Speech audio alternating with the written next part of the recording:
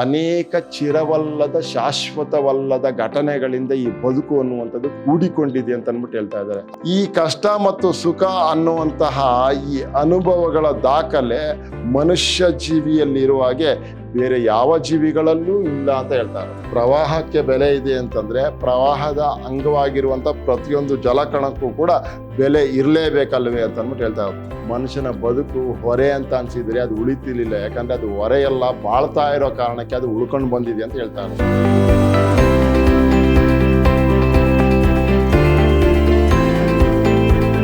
ಎಲ್ಲರಿಗೂ ನಮಸ್ಕಾರ. ನಾನು ವೆಂಕಟೇಶ್ ಕೆಬಿ, ಕನ್ನಡ ಸಹಾಯಕ ಪ್ರಾಧ್ಯಾಪಕ, ವಿದ್ಯಾಶ್ರಮ ಪ್ರಥಮ ದರ್ಜೆ ಕಾಲೇಜು, ಮೈಸೂರು.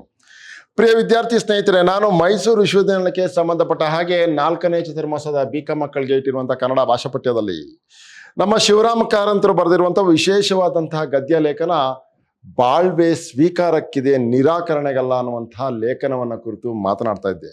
ಈ ಸಂಬಂಧವಾಗಿ ಇದು ನನ್ನ 2ನೇ ತರಗತಿ. ಬಾಳ್ವೆ ಅನ್ನುವಂಥದ್ದು ಬದುಕೋದಕ್ಕೆ ಇದೆ ರೀ, ಅದನ್ನು ನಿರಾಕರಿಸುವಂಥ ಅಗತ್ಯ ಇಲ್ಲ ಅನ್ನುವಂಥ ವಿಚಾರವನ್ನ ಬೇರೆ ಬೇರೆ ದೃಷ್ಟಾಂತಗಳನ್ನ, ನಿದರ್ಶನಗಳನ್ನ ಕೊಡುವುದರ ಮೂಲಕ ನಮ್ಮಲ್ಲಿ ಅದನ್ನು ಖಚಿತಗೊಳಿಸ್ತಾ ಇದ್ರು. ಬನ್ನಿ, ಈ ಸಂದರ್ಭದಲ್ಲಿ ಯಾವೆಲ್ಲ ವಿಚಾರಗಳನ್ನ ಅವರು ನಮಗೆ ತಿಳಿಸ್ತಾರೆ ನೋಡೋಣ. ಸಿಹಿ ಕಹಿಗಳ ಪಾಕ, ಬದುಕು ಅನ್ನುವಂಥದ್ದು ಸಿಹಿ ಕಹಿಗಳ ಪಾಕ ಅಲ್ವೇನ್ರಿ? ಎಷ್ಟು ಸೊಗಸಾಗಿ ಹೇಳ್ತಾ ಇದ್ದಾರೆ ನೋಡಿ. ಕಹಿಯೇ ದಿನದ ಇತರ ಜೀವಿಗಳ ಬದುಕು, ಪೂರ್ಣ ಸಿಹಿಯೂ ಅಲ್ಲ, ಪೂರ್ಣ ಕಹಿಯೂ ಅಲ್ಲ. ಅವುಗಳ ವಿವಿಧ ಪ್ರಮಾಣದ ಪಾಕ. ಬದುಕು ಅನ್ನುವಂಥದ್ದು ಪೂರ್ಣ ಸಿಹಿನೂ ಇರೋದಿಲ್ಲ, ಪೂರ್ಣ ಕಹಿನೂ ಇರೋದಿಲ್ಲ, ಅದು ವಿವಿಧ ಪ್ರಮಾಣದ ಪಾಕ ಅಂತ ಅಂದ್ಬಿಟ್ಟು. ಕೆಲವರಿಗೆ ಸಿಹಿನೇ ಜಾಸ್ತಿ ಇರುತ್ತೆ, ಕೆಲವ್ರಿಗೆ ಕಹಿನೇ ಕಡಿಮೆ ಇರುತ್ತೆ, ಅಥವಾ ಕಹಿ ಜಾಸ್ತಿ ಇರುತ್ತೆ, ಸಿಹಿ ಕಡಿಮೆ ಇರುತ್ತೆ. ಏನು ಈ ಸಿಹಿ ಕಹಿ ಅಂತಂದ್ರೆ ದುಃಖ ಸುಖ ಅಂತ ಅರ್ಥ. ಇಲ್ಲಿ ಸಿಹಿ ತಿಂಡಿ ಕಹಿ ತಿಂಡಿ ಅಂತ ಅಲ್ಲ ಅರ್ಥ.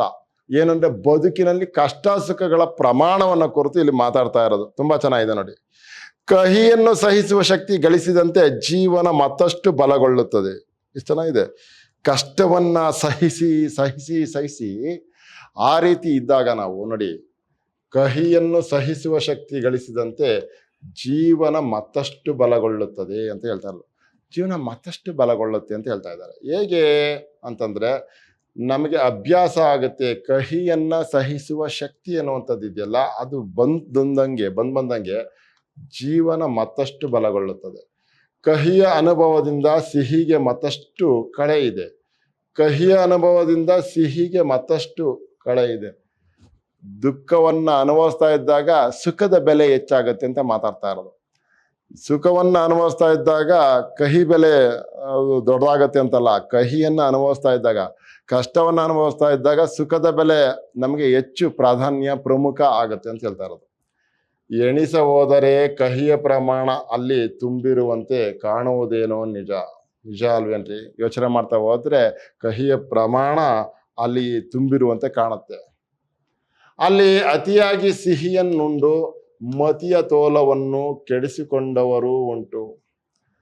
ಬದುಕಲ್ಲಿ ಅತಿಯಾಗಿ ಸಿಹಿಯನ್ನು ಉಂಡು ಬುದ್ಧಿಯನ್ನ ಕೆಡಿಸ್ಕೊಂಡವರು ಇದ್ದಾರೆ. ಅಂದ್ರೆ ಸುಖ ಜಾಸ್ತಿ ಆದಾಗ, ಸೌಲಭ್ಯಗಳು ಜಾಸ್ತಿ ಆದಾಗ, ಸೌಕರ್ಯಗಳು ಜಾಸ್ತಿ ಆದಾಗ ಸಹಜವಾಗಿ ಮತಿಯ ತೋಲನ ಅಂತಂದ್ರೆ ಬುದ್ಧಿವಂತಿಕೆಯ ಸಮತೋಲನ, ಯಾವುದು ಮಾಡಬೇಕು ಯಾವುದು ಮಾಡಬಾರ್ದು ಅನ್ನುವಂಥ ಈ ತೋಲನ ಇದೆಯಲ್ಲ, ಅದು ಕಳ್ಕೊತೀವಿ ಅಂತ ಹೇಳ್ತಾ ಇರೋದು.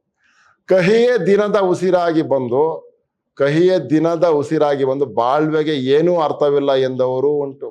ಕೆಲವು ಸಾರಿ ಸಿಹಿಯೇ ಹೆಚ್ಚಾಗಿ ಅನುಭವಿಸಿ ಮತಿಯ ತೋಲನವನ್ನ ಕಳ್ಕೊಂಡವರು ಇದ್ದಾರೆ. ಹಾಗೆ ಕಹಿಯೇ ದಿನದ ಉಸಿರಾಗಿ ಬಂದು ಬಾಳ್ವೆಗೆ ಏನೂ ಅರ್ಥವಿಲ್ಲ ಎಂದವರು ಉಂಟು. ಕಹಿನೇ ಜೀವನ ಅಂದ್ರೆ ಕಷ್ಟವೇ ಜೀವನ, ಈ ಬದುಕಿನಲ್ಲಿ ಏನು ಅರ್ಥ ಇಲ್ಲ ರೀ, ಏನು ಅನುಭವಿಸೋದು, ಇದನ್ನ ಏನು ಎಂಜಾಯ್ ಮಾಡೋದ್ರಿ ಅಂತ ಅಂದವರು ಉಂಟು ಅಂತ ಹೇಳ್ತಾರೆ. ಇತರ ಜೀವಿಗಳ ಸಂಸಾರದಲ್ಲಿ ಕಾಣದಷ್ಟು ಕಹಿ ಸಿಹಿಗಳ ವಿತರಣೆಯ ತಾರತಮ್ಯ ಮನುಷ್ಯ ಸಮಾಜದಲ್ಲಿದೆ. ಪ್ರಪಂಚದಲ್ಲಿರುವಂಥ ಯಾವ ಜೀವಿಗಳಲ್ಲಿಯೂ ಇಲ್ಲದೆ ಇರುವಂತಹ ಈ ತಾರತಮ್ಯ, ಸಿಹಿ ಕಹಿಗಳ ಈ ತಾರತಮ್ಯ ಇದೆಯಲ್ಲ, ಕಷ್ಟ ಸುಖಗಳ ಈ ತಾರತಮ್ಯ ಇದೆಯಲ್ಲ, ಬೇರೆ ಯಾವ ಜೀವಿಲಿ ಇಲ್ಲು ಅಂತ ಮಾತಾಡ್ತಾರೆ. ಏನು ಇದರ ಅರ್ಥ ಅಂತಂದ್ರೆ, ನೋಡಿ, ಒಬ್ಬ ಬಡವನಾಗಿರ್ತಾನೆ, ಒಬ್ಬ ಶ್ರೀಮಂತನಾಗಿರ್ತಾನೆ. ಶ್ರೀಮಂತನಾಗಿರೋನು ಸಹಜವಾಗಿ ಸಿಹಿಯನ್ನ ಉಣ್ತಾ ಇರ್ತಾನೆ, ಅಂದ್ರೆ ಸಂತೋಷವಾಗಿರ್ತಾನೆ. ಬಡವ ಕಹಿಯನ್ನು ಅನುಭವಿಸ್ತಾ ಇರ್ತಾನೆ, ಅಂದ್ರೆ ಕಷ್ಟವನ್ನು ಅನುಭವಿಸ್ತಾ ಇರ್ತಾನೆ. ಈ ಕಷ್ಟ ಮತ್ತು ಸುಖ ಅನ್ನುವಂತಹ ಈ ಅನುಭವಗಳ ದಾಖಲೆ ಮನುಷ್ಯ ಜೀವಿಯಲ್ಲಿ ಇರುವ ಹಾಗೆ ಬೇರೆ ಯಾವ ಜೀವಿಗಳಲ್ಲೂ ಇಲ್ಲ ಅಂತ ಹೇಳ್ತಾ ಇರೋದು. ಮನುಷ್ಯ ಸಮಾಜದಲ್ಲಿದೆ ನೋಡಿ, ಯಾವ ಜೀವಿಗಳ ಸಂಸಾರದಲ್ಲಿ ಕಾಣದಷ್ಟು, ಬೇರೆ ಯಾವ ಜೀವಿಗಳಲ್ಲೂ ಕಾಣದಷ್ಟು ಈ ಕಹಿ ಸಿಹಿಗಳ ವಿತರಣೆಯ ತಾರತಮ್ಯ, ಭೇದ ಭಾವ ಅನ್ನುವಂಥದ್ದು ಮನುಷ್ಯ ಸಮಾಜದಲ್ಲಿದೆ. ಈ ಸಮಾಜವು ಎಷ್ಟೆಷ್ಟು ನಾಗರಿಕ ಎನಿಸಿಕೊಂಡಿದೆಯೋ ಅಷ್ಟೆಷ್ಟು ಅಧಿಕ ಪ್ರಮಾಣದಲ್ಲಿ ಅವ್ಯವಸ್ಥೆ ಕಾಣುತ್ತಿದೆ. ಈ ಸಮಾಜವು ಎಷ್ಟೆಷ್ಟು ನಾಗರಿಕ ಎನಿಸಿಕೊಂಡಿದೆಯೋ ಅಷ್ಟಷ್ಟು ಪ್ರಮಾಣದಲ್ಲಿ ಅವ್ಯವಸ್ಥೆ ಕಾಣುತ್ತಿದೆ ಅಂತ ಹೇಳ್ತಾ ಇರೋದು. ಎಷ್ಟು ನಾಗರಿಕ ಅಂತ ಅನ್ಸ್ಕೊಂಡಿದ್ರು ಕೂಡ ಯಾಕ್ರಿ ಅಂತ ಅವ್ಯವಸ್ಥೆ ಬಂದ್ಬಿಡುತ್ತೆ ಅಲ್ವಾ? ತುಂಬಾ ಸಭ್ಯವಾಗಿ ನಡ್ಕೊಳ್ಬೇಕಲ್ವಾ, ಸಹ್ಯವಾಗಿ ನಡ್ಕೊಳ್ಬೇಕಲ್ವಾ ಅಂತ ಅನ್ಸಿದ್ರು ಕೂಡ ವಿವೇಕಾನಂದರು ಒಂದು ಮಾತು ಹೇಳ್ತಾರೆ, ಅನಕ್ಷರಸ್ಥರಿಗೆ ಬೆಳಕು ತನ್ನಿ, ವಿದ್ಯಾವಂತರಿಗೆ ಹೆಚ್ಚು ಬೆಳಕು ತನ್ನಿ ಅಂತ. ಯಾಕಂದ್ರೆ ವಿದ್ಯಾಮದ ಜಾಸ್ತಿ ಇದೆ, ವಿದ್ಯಾಮದ ಜಾಸ್ತಿ ಆಗಿರೋ ಕಾರಣಕ್ಕೆ ಅವ್ರು ಇನ್ನಿಲ್ಲದ ಅವಿವೇಕಗಳನ್ನು ಮಾಡ್ತಿರ್ತಾರೆ ಅಂತ. ಆ ಕಾರಣಕ್ಕೆ ನಾಗರಿಕ ಪ್ರಪಂಚದಲ್ಲಿ ಈ ರೀತಿಯ ಅವ್ಯವಸ್ಥೆಯ ಪರಿಣಾಮವನ್ನು ಹೆಚ್ಚು ಕಾಣ್ಲಿಕ್ಕೆ ಸಾಧ್ಯ ಇದೆ ಅಂತ ಹೇಳ್ತಾರೆ. ಹೀಗೆ ನಮ್ಮ ಬದುಕು ಕೆಡಲು ಹಿಂದಿಂದ ಬಂದಿರುವ ನಮ್ಮ ಸಂಪ್ರದಾಯಗಳು ಎಷ್ಟು ಕಾರಣವೆಂದು ನಾವು ಯೋಚಿಸುವ ಯಾವ ಭಾವನೆಗಳಿಂದಾಗಿ ಹೀಗೆ ವಿತರಣೆ ಕೆಟ್ಟಿದೆ, ಯಾವ ವಿಚಾರಗಳ ವಿತರಣೆಯಿಂದಾಗಿ ಈ ತೋಲನ ಕೆಟ್ಟಿದೆ ಅನ್ನುವಂಥದ್ದು ನಾವು ಅರ್ಥ ಮಾಡ್ಕೋಬೇಕು. ಅನಿವಾರ್ಯ ದುಃಖಗಳು ಮನುಷ್ಯನ ಪಾಲಿಗೆ ಬಹುವಾಗಿ ಬಂದು ಕಾಡುತ್ತಿವೆ ಎಂಬುದನ್ನು ನಾವು ಪರಿಶೀಲಿಸಿ ಎದುರಿಸಬೇಕು. ಅನಿವಾರ್ಯವಾಗಿ ಮನುಷ್ಯನ ಬದುಕಿಗೆ ಈ ದುಃಖ ಬಂದೇ ಬರುತ್ತೆ ಅನ್ನುವಂಥ ವಿಚಾರಗಳನ್ನ ಎದುರಿಸಿ ನಾವು ಅದನ್ನ ಎದುರಿಸಬೇಕು ಅಂತ ಹೇಳ್ತಾ ಇರೋದು. ಅದಕ್ಕೆ ನಾವು ತಯಾರಾಗಿರ್ಬೇಕು ಅಂತ ಹೇಳ್ತಾ ಇರೋದು. ಈ ಕೊರತೆಗೆ ಕಾರಣ ಜೀವನ ಪ್ರವಾಹದೊಂದಿಗೆ ಸೇರಿಕೊಂಡಿರುವ ತನ್ನನ್ನು ಬೇರೆಯೇ ಸ್ವತಂತ್ರ ಆತ್ಮನೆಂದು ತಿಳಿದುದರಿಂದ ಎಂದು ನನ್ನ ಊಹೆ. ನಮ್ಮನ್ನ ಬೇರೆಯಾಗಿ ನೋಡ್ಕೊಂಡು ಸಮಷ್ಟಿ ಹಿತದ ಒಳಗಡೆ ನಾವು ಸೇರಿಕೊಳ್ಳದೆ ನಾವು ಏನೋ ವ್ಯಷ್ಟಿಯಾಗಿ ಬದುಕಿದಾಗ ಈ ರೀತಿಯ ಒಂದು ಅವಿವೇಕ ನಡೆಯುತ್ತೆ ಅನ್ನುವಂಥದ್ದು ನನ್ನ ಊಹೆ ಅಂತ ಅಂದ್ಬಿಟ್ಟು ಶಿವರಾಮ್ ಕಾರಂತ್ ಹೇಳ್ತಾರೆ. ಈ ವಿಚಾರವನ್ನು ಇನ್ನೊಮ್ಮೆ ಪರಿಶೀಲಿಸುವ ಅಲ್ಲಗಳೆಯುವಿಕೆ ಅಂತ ಯಾವ್ದನ್ನೂ ಒಪ್ತೇ ಇರೋದು ಅಂತ ಅಂದ್ಬಿಟ್ಟು, ಜೀವನ ಕ್ಷಣಿಕ, ಮಾಯೆ, ಮಿಥ್ಯ ಎನ್ನುವ ಎಲ್ಲ ಪ್ರಶ್ನೆಗಳು ಬದುಕನ್ನು ಎದುರಿಸುವ ಸಲುವಾಗಿ ಉಂಟಾದವಲ್ಲ.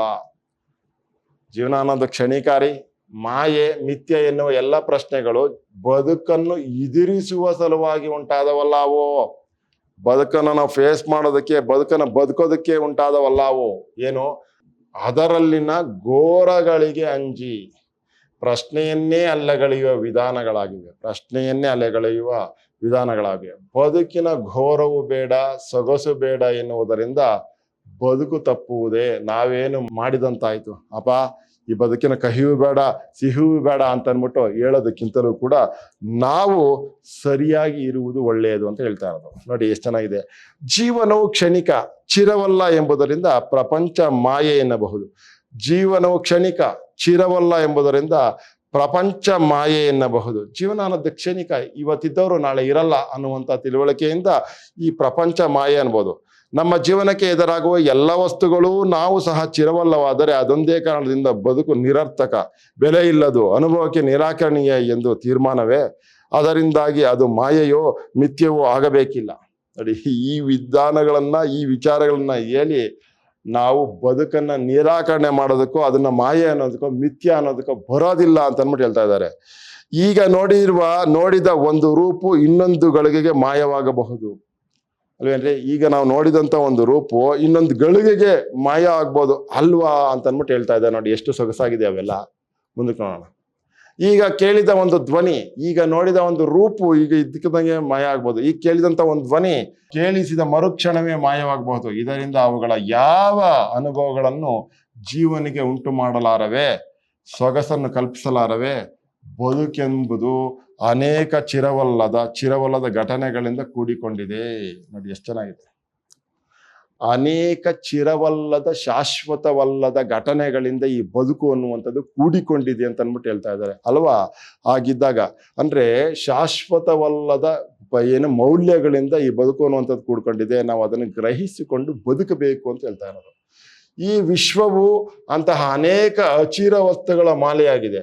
ಆದರೆ ಒಂದೊಂದು ಅಚಿರ ವಸ್ತುವು ಆಯಾ ಕಾಲಕ್ಕೆ ತಕ್ಕುದಾದ ಮಾನದಿಂದ ಉಪಯುಕ್ತವಾದ ಸತ್ಯವನ್ನು ಸಾರಬಲ್ಲದು. ಅದರಿಂದ ಒಟ್ಟು ಸತ್ಯವೊಂದು ಸ್ಥಾಪಿತವಾಗಬಹುದು. ಅದರಿಂದ ಒಟ್ಟು ಸತ್ಯವೊಂದು ಸ್ಥಾಪಿತವಾಗತ್ತೆ ಅನ್ನುವಂಥ ವಿಚಾರವನ್ನು ಅವ್ರು ಮಾತಾಡ್ತಾರೆ. ಚಿರ ಸತ್ಯ ಭ್ರಮೆ ನೋಡಿ, ಎಲ್ಲ ಕಾಲಕ್ಕೂ ಅನ್ವಯಿಸುವ ಎಲ್ಲವನ್ನೂ ತಿಳಿಸುವ ಸತ್ಯವೆಂಬುದು ಕೇವಲ ಒಂದು ಪ್ರಮೇಯ, ಊಹೆ ಅಂತ ಹೇಳ್ತಾ ಇರೋದು. ಎಲ್ಲ ಕಾಲಕ್ಕೂ ಅನ್ವಯಿಸುವ ಎಲ್ಲವನ್ನೂ ತಿಳಿಸುವ ಸತ್ಯವೆಂಬುದು ಕೇವಲ ಒಂದು ಪ್ರಮೇಯ, ಊಹೆ. ಅದು ಇಲ್ಲ, ಯಾವ ಕಾಲಕ್ಕೂ ಆ ಥರದ್ದು ಇರಲ್ಲ ಅಂತ. ಅಂದ್ರೆ ಸತ್ಯ ಅನ್ನುವಂಥದ್ದು ಯಾವ ಕಾಲಕ್ಕಾದ್ರೂ ಅಪ್ಡೇಟ್ ಆಗ್ತಾ ಇರತ್ತೆ ಅಂತ ಹೇಳ್ತಾ ಇರೋದು. ಅದಕ್ಕೆ ಅನೇಕ ಉದಾಹರಣೆಗಳು ನಾವು ಹೇಳ್ಬೋದು. ಈಗ ಉದಾಹರಣೆಗೆ ಯಾವುದೋ ಒಂದು ಕಾಲದಲ್ಲಿ ಮೊಬೈಲ್ನಲ್ಲಿ ಮಾತಾಡ್ಕೊಂಡು ಹೋಗೋದು ಅಪರಾಧ ಆಗೋಗಿತ್ತು. ಮೊಬೈಲ್ನಲ್ಲಿ ಮಾತಾಡ್ಕೊಂಡು ಹೋಗೋದು ಅಪರಾಧ ಆಗೋಗಿತ್ತು. ಆದರೆ ಈಗ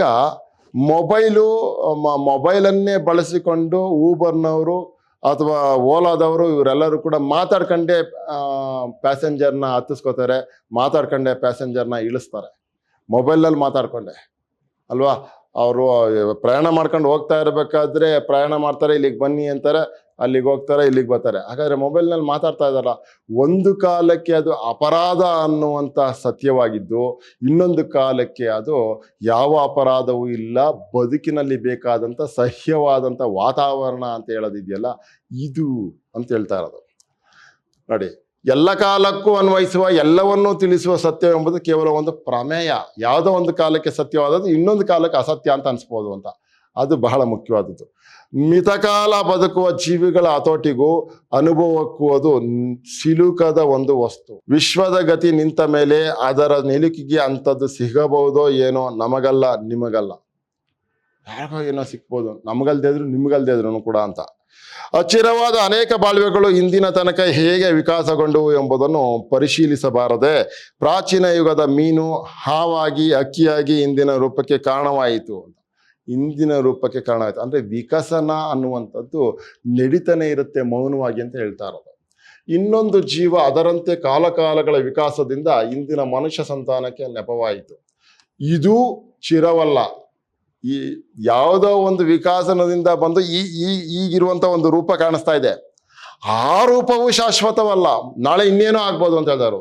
ನಾಳೆ ತಿರುಗಿ ಇನ್ನಾವುದೋ ವಿಕಸಿತ ಜೀವನಕ್ಕೆ ಇವು ಸಾಗುತ್ತಿವೆ. ಅದು ಬಹಳ ಯಾವುದೋ ಒಂದು ಶಾಶ್ವತ ಅಲ್ಲ, ಅದರಿಂದ ಮುಂದಕ್ಕೆ ಸಾಗುವುದಕ್ಕೆ ಅದು ಹಂಗಿದೆ ಅಂತ ಹೇಳ್ತಾ ಇರೋದು. ಒಂದೊಂದು ಜೀವದ 10-100 ದಿನಗಳ ಬಾಳ್ವೆಯು ಇಂದು ಚಿರವೆಂಬಷ್ಟು ದೀರ್ಘವಾದ ಮನುಷ್ಯ ಕುಟುಂಬದ ಬಾಳ್ವೆಗೆ ಕಾರಣವಾಗಿದೆ. ಇದನ್ನ ನಾವು ಅರ್ಥ ಮಾಡ್ಕೊಳ್ಬೇಕಾಗಿರೋದು. ಆ ಕಾರಣಕ್ಕೆ ಅನ್ಯೋನ್ಯತೆ ಅನ್ನುವಂಥದ್ದು ಬಹಳ ಮುಖ್ಯ, ಅರ್ಥ ಮಾಡ್ಕೊಳ್ಳೋದು ಮುಖ್ಯ. ಮಾಯೆ ಭ್ರಮೆ ಅಂತೇಳಿ ತಿರಸ್ಕಾರ ಮಾಡಬಾರ್ದು ಬದುಕನ್ನ ಅಂತ ಹೇಳ್ತಾ ಇರೋದು. ಕ್ಷಣಿಕವಾದರೂ ಸತ್ಯ, ಕ್ಷಣಿಕವಾದರೂ ಸತ್ಯ, ಕ್ಷಣಿಕವಾದರೂ ಸತ್ಯ ಅನ್ನುವಂಥದ್ದನ್ನ ನಾವು ಅರ್ಥ ಮಾಡ್ಕೊಳ್ಬೇಕು. ಏನು?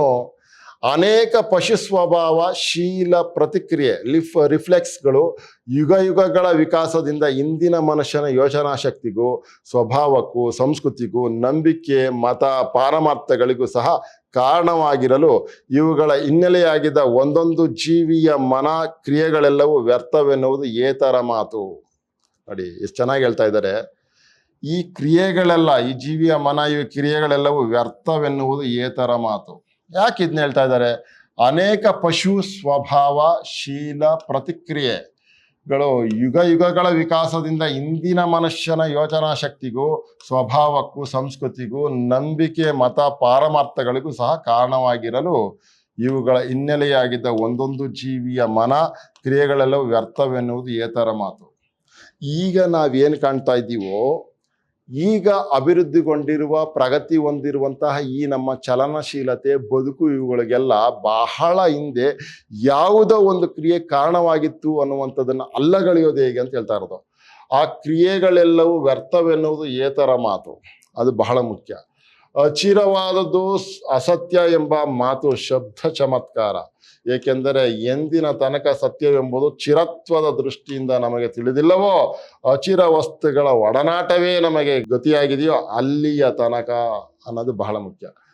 ಅದು ಬರಿಯ ಶಬ್ದ, ನಮ್ಮಲ್ಲಿ ಯಾವ ಒಂದು ಕಲ್ಪನೆಯನ್ನು ಕೆರಳಿಸಲಾರದ ಒಂದು ಮಾತು, ಯಾವೊಂದು ಭಾವನೆಯನ್ನು ಕೆರಳಿಸಲಾರದಂಥ ಒಂದು ಮಾತು ಅಂತ. ಅಂದರೆ ಸ್ಟಾಗ್ನೆಂಟ್ ಅಂತ, ಯಾವುದೇ ರೀತಿಯ ಅರ್ಥ ಪಲ್ಲಟ ಆಗದೆ ಉಳಿಯುವಂಥ ರೀತಿ ಅಂತ ಹೇಳ್ತಾರೆ.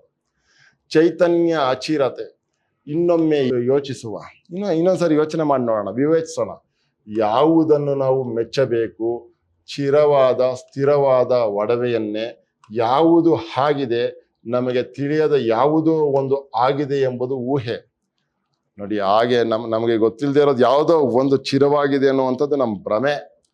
ಇರಲಿ, ನಮಗೆ ತಿಳಿದ ಮಟ್ಟಿಗೆ ನಾವು ಅಳೆಯಲು ಶಕ್ತರು. ಹಾಗೆ ಅಳೆದರೆ ಅಲುಗಾಡದ ಬದಲಾಗದ ವಸ್ತುಗಳು ಬೆಳವಣಿಗೆಯ ಸೂಚನೆ ಎನಿಸವು. ಹಾಗೆ ಬದಲಾವಣೆ ಆಗದೆ ಇರೋದು, ಗೊತ್ತಾಯ್ತಾ? ನೋಡಿ, ಅಲುಗಾಡದ ಬದಲಾಗದ ವಸ್ತುಗಳು ಬೆಳವಣಿಗೆಯ ಸೂಚನೆ ಎನಿಸವು. ಮೇಲಿಂದ ಮೇಲೆ ಅಪ್ಡೇಟ್ ಆಗುವಂಥದ್ದು ಇದೆಯಲ್ಲ, ಅದು ಬದಲಾವಣೆ ಬೆಳವಣಿಗೆ ಅಂತ ಅನ್ನಿಸ್ತದೆ ಅಂತ ಹೇಳ್ತಾ ಇರೋದು. ಚೈತನ್ಯದ ಗುರುತೆನಿಸವು. ನಿಜವಾಗ್ಲೂ ಅವು ಹಾಗೆ ಬದಲಾವಣೆಗೆ ಒಳಗಾಗದೇ ಇದ್ರೆ ಅದನ್ನ ನಾವು ಚೈತನ್ಯದ ಗುರುತು ಅಂತ ಅನ್ಸ್ಕೊಳಕ್ ಸಾಧ್ಯ ಇಲ್ಲ ಅವು ಅಂತ. ಅದು ಜಡತೆಯ ಲಕ್ಷಣ. ಬದಲಾಗದೆ ಇರೋದು ಜಡತೆಯ ಲಕ್ಷಣ ಅಂತ ಅಂದ್ಬಿಟ್ಟು ಹೇಳ್ತಾ ಇರೋದು. ಜೀವನದ ಸ್ವಭಾವ ಅದರಿಂದ ಭಿನ್ನವಾದುದು. ಜೀವನದಲ್ಲಿ ಚೈತನ್ಯ ಕೆಲಸ ಮಾಡುತ್ತಿರುವುದರಿಂದಲೇ ಚಲನೆ, ಏಳು ಬೀಳುಗಳು ಕಾಲದ ದೃಷ್ಟಿಯಿಂದ ಅಚಿರ. ಚೈತನ್ಯಮಯವಾಗಿರುವ ಜೀವಿಯು ಬೆಳೆಯಬೇಕು. ಚೈತನ್ಯಮಯವಾಗಿರುವಂತಹ ಈ ಬದುಕು ಅಥವಾ ಜೀವ ಬೆಳೀತಿರಬೇಕು ಅಂತ ಅಂದ್ಬಿಟ್ಟು ಹೇಳ್ತಾ ಇರೋದು. ಬೆಳವಣಿಗೆಯ ದಾರಿಯಲ್ಲಿ ಎದುರಾಗುವ ಅನುಭವಗಳಿಂದ ವಿಸ್ತರಿಸಬೇಕು. ಬೆಳವಣಿಗೆಯ ದಾರಿಯಲ್ಲಿ ಎದುರಾಗುವ ಅನುಭವಗಳಿಂದ ನಾವು ವಿಸ್ತರಿಸಬೇಕು ಅಂತ ಹೇಳ್ತಾ ಇರೋದು. ಎದುರಾಗುವ ಆವರಣಕ್ಕೆ ಸಮನಾಗಿ ಬದಲಿಸಬೇಕು. ಕಂಡ ನೋಟವನ್ನೇ ಕಾಣುತ್ತಾ, ಕಂಡ ಬಳಗದಲ್ಲಿಯೇ ಬೆರೆಯುತ್ತಾ, ಪಡೆದ ಅನುಭವಗಳನ್ನೇ ಪಡೆಯುತ್ತಾ ಇರುವ ಜೀವಿಗೆ ಚೇತನದ ಉಪಯೋಗವೇನು? ಅದರಿಂದ ಬಾಳು ಬೆಳೆದೀತೆ ಅನ್ನುವಂಥ ಪ್ರಶ್ನೆ. ಅಂದ್ರೆ ಪಡೆದ ಅನುಭವಗಳನ್ನೇ ಪಡೆಯುತ್ತಾ ಇರುವ ಜೀವಿಗೆ ಚೇತನದ ಉಪಯೋಗವೇನು ಅಂದ್ರೆ ವಿಶೇಷವಾದಂತಹ ಬದಲಾವಣೆಯ ಅನುಭವವನ್ನ ಪಡ್ಕೊಳ್ತಾ ಇರಬೇಕು. ಪಡೆದನ್ನೇ ಪಡ್ಕೋತಾ ಇದ್ರೆ ಆ ಜೀವಿಗೆ ಚೇತನದ ಉಪಯೋಗವೇನು? ಅದರಿಂದ ಬಾಳು ಬೆಳೆದೀತೆ ಅನ್ನುವಂಥ ಪ್ರಶ್ನೆ ಹೇಳ್ತಾ ಇರೋದು. ಮಿತವಾದ ಹೊಣೆ ನಮ್ಮದು. ಮಿತವಾದ ಹೊಣೆ, ಜವಾಬ್ದಾರಿ ಅನ್ನುವಂಥದ್ದು. ಕೆಲವು ವಿಷಯಗಳಿಗೆ ಅಕೌಂಟಬಲ್ ಆಗಿರ್ಬೇಕು ನಾವು ಅಂತ ಹೇಳ್ತಾ ಇರೋದು. ಪ್ರಪಂಚವು ನಮಗೆ ತಿಳಿದ ಮಟ್ಟಿಗೆ ಚೈತನ್ಯಮಯವಾಗಿಯೇ ಹರಿಯುತ್ತಿದೆ. ನಿಜ, ಅದರಲ್ಲಿ ಚೈತನ್ಯಮಯವಾಗಿ ಅದು ಹರಿತಾ ಇದೆ. ನಮ್ಮ ಜೀವನದ ಅಳತೆಯಲ್ಲಿ ಕದಲದೆ ನಿಂತಿರುವ ಬೆಟ್ಟಗಳೂ ಸಹ ಯುಗಮಾನದ ದೃಷ್ಟಿಯಿಂದ ಪ್ರಪಂಚದ ಪಯಣದ ಉದ್ದೇಶ ನಮಗೆ ತಿಳಿಯದೇ ಹೋಗಬಹುದು. ಎಷ್ಟು ಸೊಗಸಾಗಿ ಹೇಳ್ತಾ ಇದ್ದಾರೆ ನೋಡಿ ಈ ವಿಚಾರಗಳನ್ನು. ಕಾಳಗದ ಸೇನಾನಿಯ ಮನಸ್ಸನ್ನು ಪ್ರತಿಯೊಬ್ಬ ಪದಾತಿ ಅಳೆಯಬಲ್ಲನೆ. ಕಾಳಗದ ಸೇನಾನಿಯ ಮನಸ್ಸನ್ನ ಪ್ರತಿಯೊಬ್ಬ ಪದಾತಿ, ಕಾಲಾಳು ಕೂಡ ಅಳೆಯೋದಕ್ಕಾಗುತ್ತೇನೆ ಅವನ ಮನಸ್ಸಲ್ಲಿ ಏನಿದೆ ಅಂತ ಅಂದ್ಬಿಟ್ಟು. ಯಾವ ಹೊಡಿತಾನೆ, ಯಾವಾಗ ಬೀಳಿಸ್ತಾನೆ ಯಾರಿಗೂ ಗೊತ್ತೇ ಆಗಲ್ಲ. ನಮ್ಮ ಕೆಲಸವೆಂದರೆ ನಮ್ಮ ಆವರಣ ಶಕ್ತಿ. ಮಿತಿಗಳಿಗೆ ಸಮನಾಗಿ ನಮ್ಮ ಸ್ಥಾನವನ್ನು, ಕರ್ತವ್ಯವನ್ನು ತಿಳಿಯುವುದು. ಅಲ್ಲಿಗೆ ನಮ್ಮ ಹೊಣೆ ಮುಗಿಯಿತು. ಪ್ರಪಂಚದ ಕೊನೆ ಏನೆಂಬುದಕ್ಕೆ ಹೊಣೆಯಾಗುವ ಹಿರಿತನವನ್ನು ವಹಿಸಬೇಕಿಲ್ಲ. ನೋಡಿ ಎಷ್ಟು ಚೆನ್ನಾಗಿದೆ ಅಂತಾನೆ. ಪ್ರಪಂಚದ ಕೊನೆ ಏನು ಎಂಬುದಕ್ಕೆ ಹೊಣೆಯಾಗುವ ಹಿರಿತನವನ್ನು ವಹಿಸಬೇಕಾಗಿಲ್ಲ. ಪ್ರಪಂಚದ ಕೊನೆ ಏನು ಅನ್ನುವಂಥ ತಿಳುವಳಿಕೆಯನ್ನ ಪಡ್ಕೊಂಡು ದೊಡ್ಡವರಾಗುವಂತಹ ಹೊಣೆಗಾರಿಕೆ ನಮಗೇನು ಬೇಕಾಗಿಲ್ಲ ಅಂತ ಹೇಳ್ತಾ ಇರೋದು. ನಮ್ಮ ಪಾಲಿನ ಪ್ರಪಂಚದಲ್ಲಿ ಬಾಳಿ, ನಮಗೆ ಬಂದಂತಹ ಪ್ರಪಂಚದ ಒಳಗಡೆ, ನಾವಿರುವಂತಹ ಪ್ರಪಂಚದ ಒಳಗಡೆ ಬದುಕಬೇಕಾಗಿರುವಂತಹ ರೀತಿಯನ್ನ ಸರಿಯಾಗಿ ಬದುಕಿ ಅದು ಕೊಡುವ ಅನುಭವಗಳಿಂದ ನಾವು ಅರಳುವುದಾದರೆ ನಮ್ಮ ಕೆಲಸ ಮುಗಿಯಿತು. ಅದು ಕೊಡ್ತಾ ಇರುವಂತ, ನಾವು ಬದುಕುವ ವಾತಾವರಣದಲ್ಲಿ ನಮಗೆ ಸಿಗುವಂತ ಅನುಭವಗಳನ್ನ ಅನುಭವಿಸಿ ಜ್ಞಾನವನ್ನ ಪಡ್ಕೊಂಡು ನಾವು ಬದುಕಿದ್ರೆ ನಮ್ಮ ಕೆಲಸ ಅಲ್ಲಿಗೆ ಮುಗೀತು ಅಂತ ಅಂದ್ಬಿಟ್ಟು ಹೇಳ್ತಾ ಇರೋದು. ತೀರಾ ನಂಟು ಬೇಕಿಲ್ಲ. ಎಷ್ಟು ಚೆನ್ನಾಗಿ ಹೇಳ್ತಾ ಇದ್ದಾರೆ. ತೀರಾ ನಂಟು ಬೇಕಾಗಿಲ್ಲ. ಇದೆಲ್ಲವನ್ನೂ ಬಿಟ್ಟು ಬಾಳು ಬರಿಯ ಮಾಯೆ ಎಂದರೆ ಹೆತ್ತವರ ಪಾಲಿಗೆ ನಾವೊಂದು ಹೊರೆ ಎಂದೇ ಅರ್ಥ. ನೋಡಿ, ಆಗ ಹುಟ್ಟು ಸಹ ಮಾಯೆ, ಬದುಕು ಮಾಯೆ, ಸಾವು ಮಾಯೆ ಎನ್ನುವವರುಂಟು. ಎಲ್ಲವನ್ನು ಮಾಯೆ ಅಂತ ಹೇಳ್ಬಿಟ್ಟು ತಿರಸ್ಕರಿಸೋರು ಇದ್ದಾರೆ. ಆಗಿದ್ದರೆ ಯಾರು ಏನು ಚಿಂತಿಸಬೇಕಿಲ್ಲ. ಹಂಗೇನಾದ್ರು ಆಗೋರು ಯಾರು ಏನೋ ಚಿಂತಿಸ್ಬೇಕಾಗಿಲ್ಲ, ಎಲ್ಲ ಮಾಯೆ ಅನ್ಕೊಂಡು ಸುಮ್ಮನೆ ಆಗ್ಬಿಡ್ಬೋದು. ಆದರೆ ಮಾಯಾ ರಾಜ್ಯದ ನಾವುಗಳು ಮಾಯೆ ಮೀರಿದ ತತ್ವಚಿಂತನೆ ಮಾಡಲಾರೆವು ಅಂತಂದ್ಬಿಟ್ಟು ಹೇಳ್ತಾರೆ. ಮನುಷ್ಯ ಜೀವನು ತನ್ನ ಬಾಳಿನಲ್ಲಿ ವಿಹರಿಸುವಾಗ ಇವೆಲ್ಲವೂ ಶಾಶ್ವತವೆಂದು ತಿಳಿದಲ್ಲಿ ಅವನ ಆಸೆಗಳು ಹೆಚ್ಚುತ್ತವೆ. ಆಸಕ್ತಿಗಳು ಅಳತೆ ಮೀರುತ್ತವೆ. ಒಟ್ಟಿಂದ ಅವನ ಸ್ವಾರ್ಥ ಮಿತಿ ಮೀರಿ ಅವನು ದುಃಖಕ್ಕೆ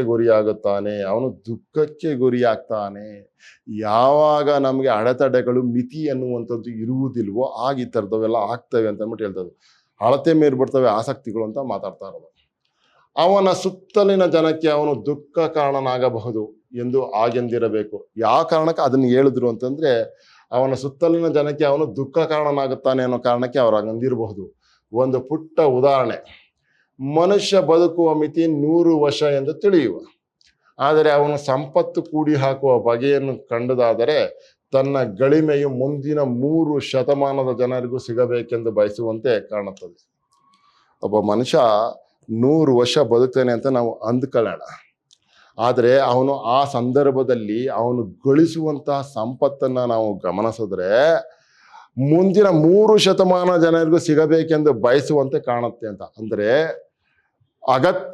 ಅಗತ್ಯಕ್ಕೂ ಅವನು ಸಂಪಾದಿಸೋದಕ್ಕೂ ಸಂಬಂಧ ಇರಲ್ಲ ಅಂತ. ಅಂದ್ರೆ ಯೋಚನೆಗೂ ಕೃತಿಗೂ ಸಂಬಂಧವೇ ಇರೋದಿಲ್ಲ ಅಂತ ಹೇಳ್ತಾ ಇರೋದು.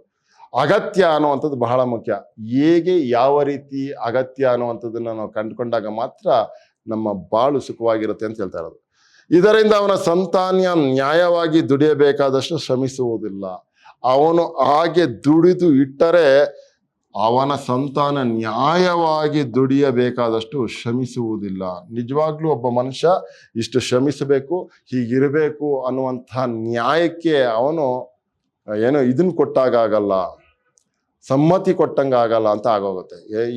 ಯಾವುದೋ ಒಂದು ಸಂದರ್ಭದಲ್ಲಿ ಅವನ ಮುಂದಿನ ಸಂತಾನವನ್ನು ಆಳುಗೆಡುವುದಂಗೆ ಆಗುತ್ತೆ ಅಂತ ಹೇಳ್ತಾ ಇರೋದು.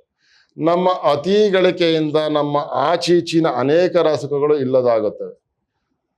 ನಮ್ಮ ಅತಿ ಹೆಚ್ಚು ಗಳಿಕೆಯಿಂದಾಗಿ ನಾವೇನೋ ಗಳಿಕೆ ಮಾಡ್ಕೋತಾ ಇದೀವಿ, ಯಾರೋ ಏನೋ ಕಳ್ಕೊತಾ ಇದ್ದಾರೆ ಅಂತ ಅರ್ಥ ತಾನೆ. ಆ ರೀತಿಯ ತೊಂದರೆಗಳನ್ನು ನಮ್ಮಿಂದನೇ ಆಗ್ತೇವೆ ಅಂತ ಹೇಳ್ತಾ ಇರೋದು. ಅಲ್ಲದೆ ಬಾಳ್ವೆಗೆ ಬಲವಾಗಿ ಅಂಟಿದಾತನು ಅದರ ಮಿತಿಯನ್ನು ಮನಗಾಣದಾತನು ಸಾವಿನ ಭೀತಿಗೆ ಗುರಿಯಾಗಬೇಕಾಗುತ್ತದೆ. ಇದು ಬಹಳ ಮುಖ್ಯ ನೋಡಿ. ಬಾಳ್ವೆಗೆ ಬಲವಾಗಿ ಅಂಟಿದಾತ ಅದರ ಮಿತಿಯನ್ನು ಮನಗಾಣದಾತನು. ಬಾಳಿಗೆ ಅಂಟ್ಕೊಂಡವನು ನಾನು ಯಾವಾಗ ಹೋಗ್ತೀನೋ ಏನೋ ಅನ್ನೋಂಥದ್ದನ್ನು ಯೋಚನೆ ಮಾಡಿರಲ್ಲ ಅವನು ಅಂಥವನು ಸಾವಿನ ಭೀತಿಗೆ ಗುರಿಯಾಗಬೇಕಾಗುತ್ತಿದೆ ಅಂತ ಹೇಳ್ತಾ ಇರೋದು. ಈ ದೃಷ್ಟಿಯಿಂದ ಬಾಳ್ವೆಯು ಮಾಯೆ. ಈ ದೃಷ್ಟಿಯಿಂದ ಮಾತ್ರ ಬಾಳ್ವೆಯು ಮಾಯೆ. ಯಾವಾಗ ಬೇಕಾದ್ರೆ ಅವನು ಕರ್ಕೊಂಡು ಹೊರಟೋಗ್ಬಿಡ್ಬೋದು, ಯೋಚನೆನೇ ಮಾಡಿರಲ್ಲ. ಆದ್ರೆ ಬಂದಿದ್ದೀವಿ, ಜೀವನ ಮಾಡ್ತಿದ್ದೀವಿ, ಬಾಳ ಮುಗಿದಾಗ ನಾವು ಹೋಗಬೇಕು ಅನ್ನುವಂಥದ್ದು ಬೇರೆ. ಗೊತ್ತಾ? ಇಲ್ಲ ನಾನು ಬದುಕಲೇಬೇಕು, ಬದುಕೇ ತೀರ್ಬೇಕು ಅಂತ ಆಸೆ ಇಟ್ಕೊಂಡಿರೋನಿಗೆ ಯಾವಾಗ ಬೇಕಾದ್ರೂ ಕರ್ಕೊಂಡು ಹೋಗ್ಬೋದು ಅಂತ. ಅಚೀರ ಎಂದು ತಿಳಿಯಬಹುದು. ಈ ವಿಚಾರವನ್ನ ಅಚೀರ ಅಂತೇಳಿ ತಿಳ್ಕೊಬಹುದು. ಬದಲು ಪ್ರಪಂಚವೇ ಮಾಯೆಯಾಗಿ ಬದುಕೆಲ್ಲ ಭ್ರಮೆಯಾದರೆ ಮಾಯಾವಾದವನ್ನು ಸ್ಥಾಪಿಸಲು ಹೋದ ಶಂಕರರ ಯತ್ನ ಯಾರ ಸಲುವಾಗಿ? ಪಾಂಡಿತ್ಯವೂ ಮಾಯೆ, ಮಡದಿಯೂ ಮಾಯೆ ಎಂಬಂತೆಯೇ ಶಿಷ್ಯರು ಮಾಯೆ, ಮಠ ಗುಡಿಗಳು ಮಾಯೆ ಎಲ್ಲವೇ. ನಮಗೆ ಬೇಕಾದುದನ್ನು ಬಿಟ್ಟು ಉಳಿದವು ಮಾಯೆಯೇ ಎಂದರ್ಥವೇ? ಬದುಕು ಇಂಥ ಮಾಯಾವಾದವನ್ನು ಕೇಳಿ ಲಾಭ ಹೊಂದಬಹುದಾದಷ್ಟರ ಮಟ್ಟಿಗೆ ಸತ್ಯವಾಗಿದ್ದರೆ ಆಗ ಪ್ರಪಂಚದ ಜೀವನವು ಅನುಭವಗಳಿಂದ ಲಾಭವನ್ನು ಪಡೆಯಬಹುದಾದಷ್ಟು ಸತ್ಯ ಎನ್ನಲು ಅಡ್ಡಿ ಇಲ್ಲ.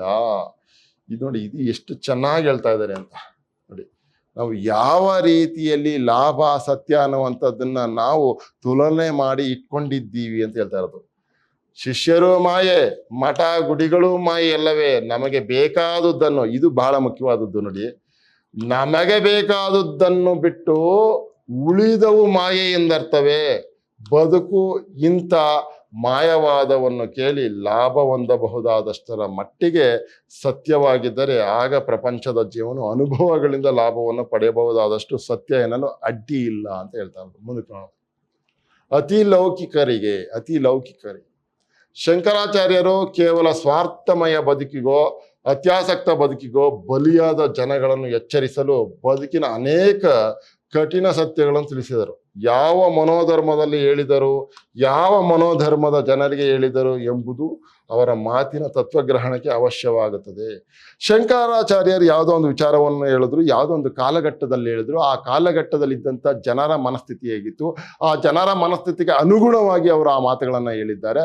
ಮತ್ತು ಆ ಸಂದರ್ಭದಲ್ಲಿ ಆ ವಾತಾವರಣಕ್ಕೆ ಬೇಕಾದಂಥ ಅನಿವಾರ್ಯವಾದಂಥ ಮಾತುಗಳನ್ನು ಹೇಳಿದ್ದಾರೆ. ಅದನ್ನು ಎಲ್ಲದಕ್ಕೂ ಅನ್ವಯಿಸ್ಕೊಳ್ಳೋದು ಸಾಧ್ಯ ಆಗಲ್ಲ ಅಂತೇಳಿ ಇಲ್ಲಿ ಮಾತಾಡ್ತಾ ಇರೋದು. ಜಲಕಣ ಪ್ರವಾಹ.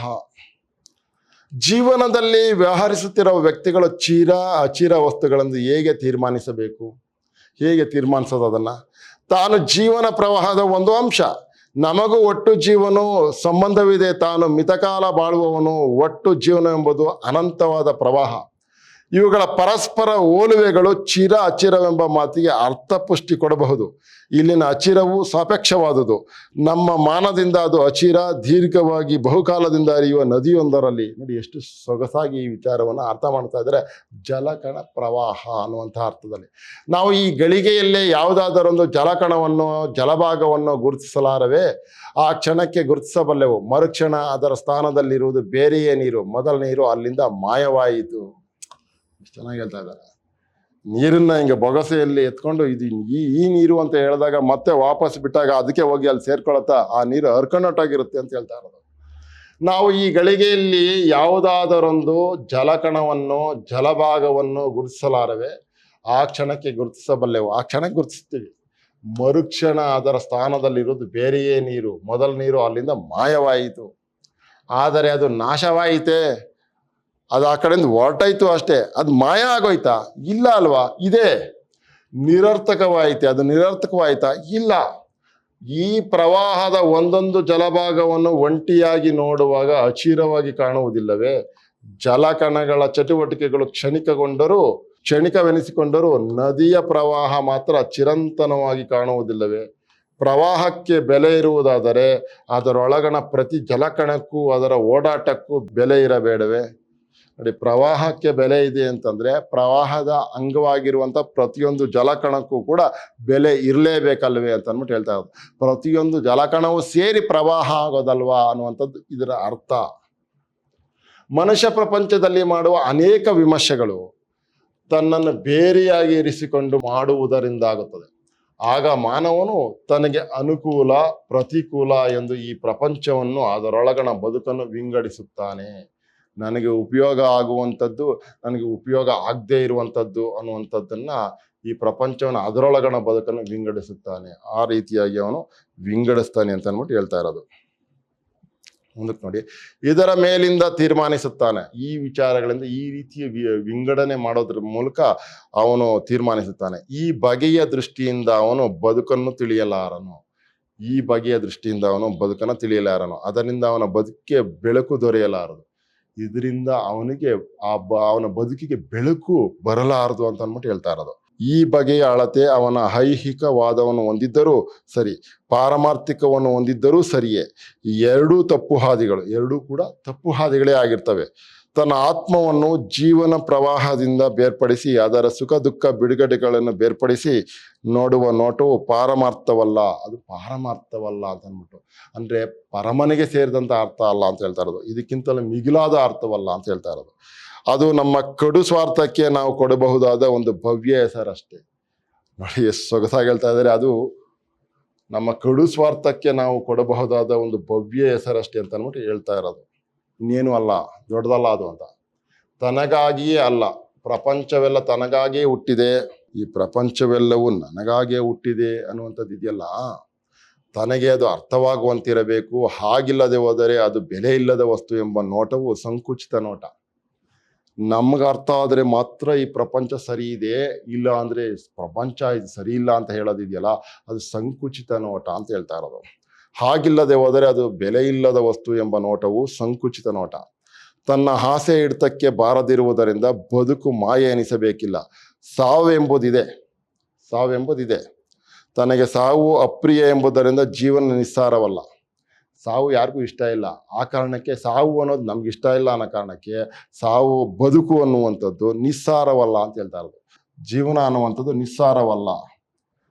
ಸಾವು ಅನ್ನುವಂಥದ್ದು ಬರುತ್ತೆ ಅನ್ನೋ ಕಾರಣಕ್ಕೆ ಬದುಕು ಅನ್ನುವಂಥದ್ದು, ಜೀವನ ಅನ್ನುವಂಥದ್ದು ನಿಸ್ಸಾರವಲ್ಲ ಅಂತ ಹೇಳ್ತಾ ಇರೋದು. ಭೀತಿಯ ಈ ತೀರ್ಮಾನಗಳು, ಈ ರೀತಿಯ ಯಾವುದೇ ನಿರ್ಣಯಗಳು ಬದುಕಿನ ಅರ್ಥವನ್ನು ನಮಗೆ ಒದಗಿಸಲಾರವು. ಪ್ರಪಂಚ ತನಗಾಗಿ ಇದೆ ಎನ್ನುವ ಸ್ವಾರ್ಥಕ್ಕೂ ಅದು ತನ್ನ ವೈರಿ ಎಂದು ತಿಳಿಯುವ ಪಾರಮಾರ್ಥಕ್ಕೂ ಮೂಲತಃ ವ್ಯತ್ಯಾಸವಿಲ್ಲ. ಒಂದೇ ಮನೋಧರ್ಮದ ಎರಡು ಪಾರ್ಶ್ವಗಳು ಅಂತ ಅಂದ್ಬಿಟ್ಟು ಹೇಳ್ತಾ ಇರೋದು. ನೋಡಿ, ಒಂದು ಎಗ್ಗರಿಮೆಯ ಸುಪೀರಿಯಾರಿಟಿ ಕಾಂಪ್ಲೆಕ್ಸು, ಅದರ ಎಗ್ಗರಿಮೆಯ ಪ್ರಭಾವ, ಇನ್ನೊಂದು ಕೀಳರಿಮೆಯ ಪ್ರಭಾವ.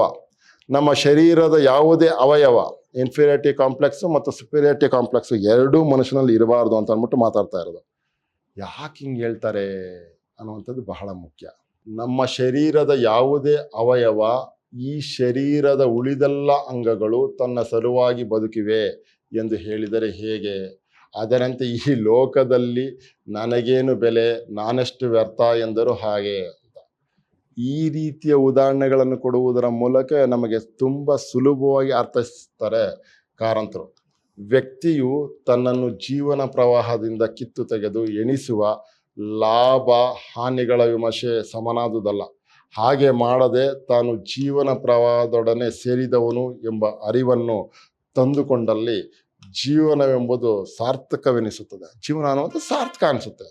ನಾವು ಹುಟ್ಟಿರುವೆವು ಎಂಬುದೇ ಬದುಕು ತಕ್ಕುದು, ಸಲ್ಲುವುದು ಎಂಬುದಕ್ಕೆ ಕಾರಣಗಳಾಗುತ್ತವೆ. ಇದು ಬಹಳ ಮುಖ್ಯವಾದದ್ದು. ನಾವು ಹುಟ್ಟಿರುವುದೇ ನೋಡಿ, ಸಲ್ಲುವುದು, ತಕ್ಕುದು ಅನ್ನುವಂಥದ್ದು. ನಾವು ಹುಟ್ಟಿರುವೆವು ಎಂಬುದೇ ಬದುಕು ತಕ್ಕುದು, ಸಲ್ಲುವುದು ಎಂಬುದಕ್ಕೆ ಕಾರಣಗಳಾಗುತ್ತವೆ ಅಂತ. ಬದುಕು ಸರಿಯಾದದ್ದು ಮತ್ತು ಅದನ್ನು ಬಾಳೋದಕ್ಕೆ ನಾವಿರೋದು ಅನ್ನೋದಕ್ಕೆ ಕಾರಣವಾಗ್ತವೆ ಅಂತ ಹೇಳ್ತಾ ಇರೋದು. ಮಾನವನ ಬದುಕು ಒಂದು ಹೊರೆಯಾದಲ್ಲಿ ಅದು ನಿಸರ್ಗದಲ್ಲಿ ಉಳಿಯುತ್ತಿರಲಿಲ್ಲ. ಮಾನವ ಬದುಕು ಒಂದು ಹೊರೆಯಾದಲ್ಲಿ ಅದು ನಿಸರ್ಗದಲ್ಲಿ ಉಳಿಯುತ್ತಿರಲಿಲ್ಲ ಅಲ್ವೇನ್ರಿ? ಮಾನವನ ಬದುಕು ನಿಜವಾಗ್ಲೂ ಹೊರೆಯಾಗಿದ್ರೆ ಅದು ನಿಸರ್ಗದಲ್ಲಿ, ಪ್ರಪಂಚದಲ್ಲಿ ಉಳಿತಿರ್ಲಿಲ್ಲ ಅದು ಅಂತ ಅಂದ್ಬಿಟ್ಟು ಹೇಳ್ತಾ ಇರೋದು. ಪ್ರಕೃತಿಯು ತನ್ನ ವಿಕಾಸ ಮಾರ್ಗದಿಂದ ಯಾವಾಗಲೂ ಬೇಡವಾದದ್ದನ್ನು ತೊಡೆದು ಹಾಕುವಂಥ ರೀತಿ ನಮಗೆ ಕಾಣುತ್ತದೆ.